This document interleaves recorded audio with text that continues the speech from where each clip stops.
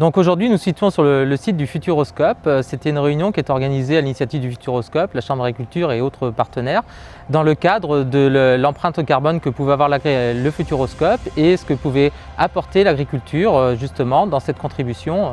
Alors Agoterra, on est une entreprise à mission dont l'objectif c'est de créer du lien entre des entreprises qui souhaitent contribuer sur leur territoire dans le cadre de leur stratégie climat et des agriculteurs qui mettent en place des pratiques bas carbone sur leur ferme et qui le valorisent sous forme de crédit carbone.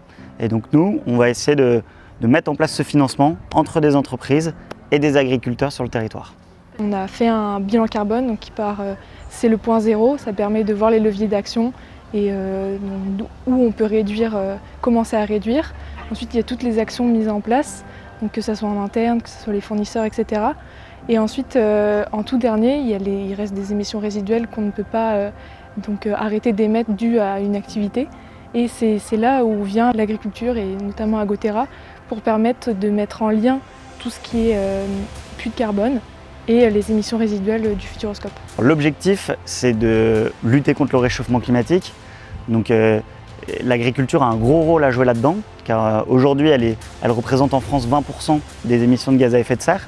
Mais le paradoxe, c'est qu'en parallèle, elle peut être un gros puits de carbone. Et donc toute l'idée, c'est de permettre à l'agriculture de déployer ce potentiel, à la fois de réduire, mais aussi de séquestrer du carbone.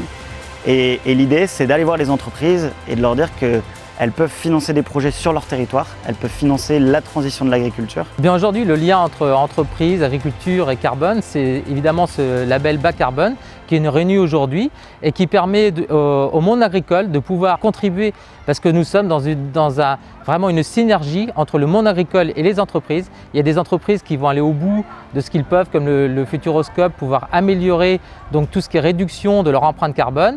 Et il faut aller encore au-delà. L'agriculture peut y contribuer et avec ce label bas carbone, nous pouvons mettre une synergie en place qui réponde à tous les objectifs de la société. Ça ne va pas venir baisser directement.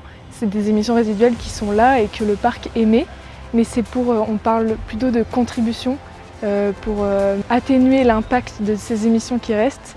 L'agriculture va permettre d'un côté d'en émettre moins ou de stocker du carbone qui va donc avoir un effet inverse d'émetteurs de carbone. Et donc nous, Agoterra, on est là pour sélectionner des projets qui vont faire sens localement. Donc ici, sur cette première année, c'est 3 projets, 3 fermes dans la Vienne qui ont mis en place des projets de réduction et de séquestration et qui sont financés par le Futuroscope.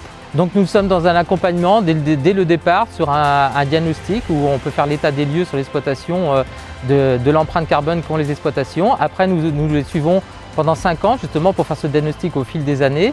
Nous, les techniciens, les agents sont à leur côté pour construire un projet qui va leur permettre d'améliorer justement leur empreinte carbone et de pouvoir faire des économies au niveau dégagement carbone sur les exploitations. Souvent un bilan carbone, c'est aussi l'occasion de faire un bilan technique. Avoir une meilleure performance écologique sur la ferme va aussi souvent être synonyme de performance économique. Et puis tout simplement, c'est l'idée de voir les leviers d'action qu'il a pour s'améliorer toujours plus.